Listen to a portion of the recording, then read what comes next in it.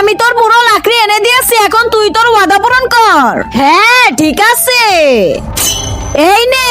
আবে দেখ কি দিয়েছিস।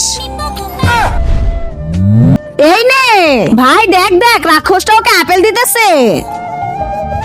চল ভাই, আমরাও লাকড়ি করে আপেল নিয়ে আসছি। আরে ভাই ওই দেখ কতগুলো লাকড়ি পড়ে আছে। ভাই কষ্ট না করে লাকড়ি পেয়ে গেলাম। আবে ওই, আবে কে রে সালা? আবে সালা উপরে দেখ, এত কষ্ট করে লাকড়িগুলো কেটেছি আর তোমরা নিয়ে যাচ্ছ। আরে রাক্ষস, এই যে লাকড়ি নিয়ে এসেছি, আমাদের আপেল দাও। এই যে নাও। আরে ভাই একটা কথা বলার ছিল।